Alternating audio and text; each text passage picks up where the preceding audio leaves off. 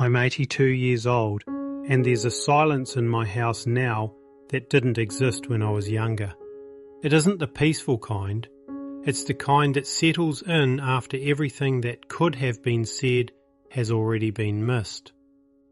I've been married twice in my life, but only once to the woman who truly knew me. That marriage lasted 32 years. It ended quietly, without shouting or slammed doors, and somehow that made it worse. I'm not telling this because I want forgiveness. I'm telling it because I'm running out of time, and some truths don't let you rest if you keep them to yourself. These days my mornings are slow. I wake up earlier than I need to, old habits. I sit at the kitchen table with a cup of coffee that goes cold before I finish it. Across from me is an empty chair. It's been empty for years now, but some mornings my eyes still drift there without thinking. At my age, you don't think much about the future. You think about what's left. You think about what stayed and what didn't. For most of my life, I thought I was doing the right thing. That's the hardest part to admit. I wasn't reckless. I wasn't cruel. I wasn't chasing pleasure or running away from responsibility. I was chasing success. When I was in my 20s, success felt like survival. I grew up in a home where money was always short and worry was always present.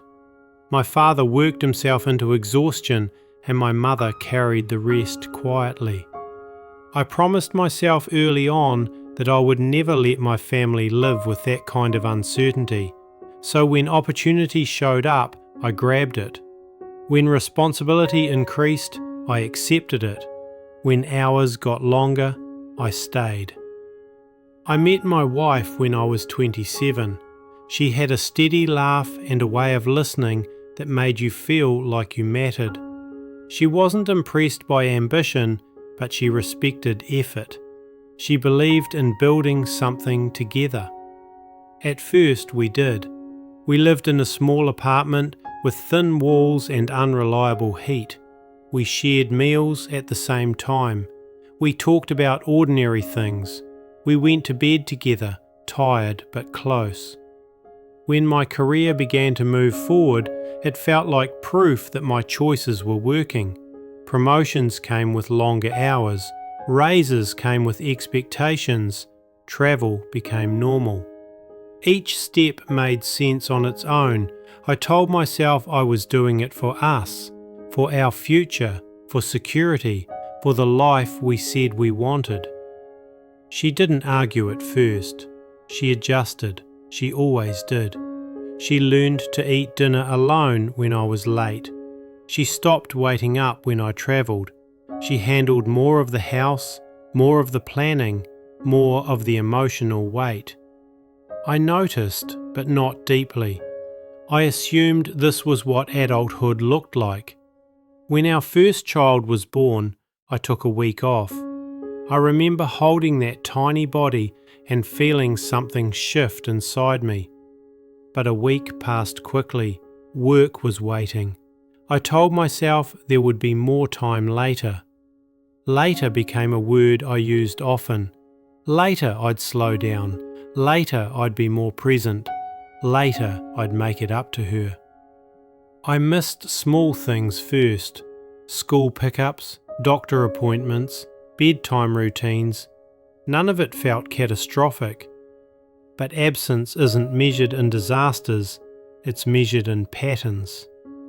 By the time I was in my 40s, my job defined me more than my family did. People praised my dedication. They called me reliable, driven, a provider. Those words sounded good. They felt earned. At home, the conversations changed. Not arguments, just fewer details. Fewer shared thoughts. Fewer moments of checking in. She stopped telling me about her day unless I asked. I stopped asking unless I remembered. We still lived together, we still functioned, but something quiet was leaving the room. I see now that I was always in a hurry. Even when I was home, my mind was somewhere else, thinking ahead, solving problems that hadn't arrived yet. I believed being needed at work made me valuable. I didn't realise that being replaceable there and irreplaceable at home should have mattered more. One night she asked me if I was happy. It caught me off guard. I said yes because I thought that was the correct answer. She nodded. She didn't look convinced. Years passed that way. No single breaking point, just erosion. I missed anniversaries, not entirely, but enough. I showed up late to birthdays. I brought work stress into conversations that deserved attention. She began to do things without me, trips with friends, events I couldn't attend. Eventually, things she didn't invite me to anymore. I told myself she was independent, strong, that she didn't need me hovering. The truth is, she had learned not to rely on me. The turning point didn't come with shouting. It came with a conversation at the kitchen table, the same one I sit at now. She told me she felt alone. Not lonely, alone is a difference. I tried to fix it logically. I promised adjustments, less travel, more effort. But promises made after years of distance sound thin. They carry no weight. She didn't leave immediately. She waited. I think she hoped I would change without being pushed. I didn't. A year later, she asked for a separation. I was stunned. I thought we had survived worse things. I thought the foundation was solid. I didn't understand that foundations crack quietly. The divorce was respectful, fair, almost gentle, which somehow made it hurt more. When she moved out, the house felt unfamiliar, too clean, too quiet. I walked from room to room like I was visiting someone else's life. I kept working, of course I did. That was the only way I knew how to cope. Then, 5 years after the divorce, she got sick. Cancer, fast moving. By the time I visited her in the hospital, she was already tired, smaller, fragile in a way I had never seen before. We talked, carefully, about the kids, about memories, about things that no longer mattered. She never accused me. That's something I carry with me. She never tried to make me feel worse. She just said she wished we had found each other again sooner. She died 3 months later. There are moments in life when clarity arrives so sharply it feels physical. Standing at her graveside was one of them. I had succeeded at everything I set out to do: career, stability, reputation, and I had lost the person who made any of it meaningful. That's when the weight settled in.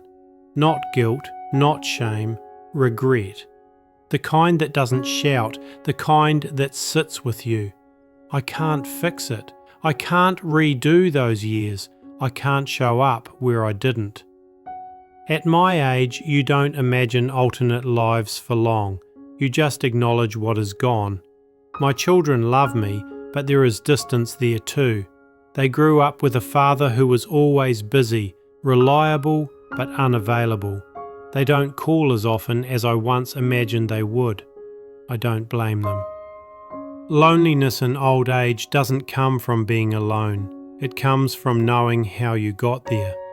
If you're listening to this and you're younger than I am, I won't tell you what to do. I don't believe people learn that way. I'll just tell you what I learned too late. Time is not generous. It doesn't announce when it's running out. It just moves forward, quietly closing doors behind you. Success will take everything you offer it. It will never tell you when it has enough. People will wait for you until they don't. Love doesn't disappear in explosions. It fades when it's postponed too often. I thought I was building a future. I didn't realise I was spending the present. Now my days are simple. I water the plants. I read. I sit with my memories. Some are warm, some are heavy. I've made peace with what can't be changed. That doesn't mean it stopped hurting. If you want to hear more real-life experiences like this, please like this video, subscribe to the channel and press the bell icon so you don't miss future stories. If you have any objections, questions or thoughts related to my story, let me know in the comments. I read them and I will reply. If this story meant something to you, sit with it for a moment. You don't have to act, just notice what matters while it's still there. I don't have much time left, but I have this truth, and now it's yours too.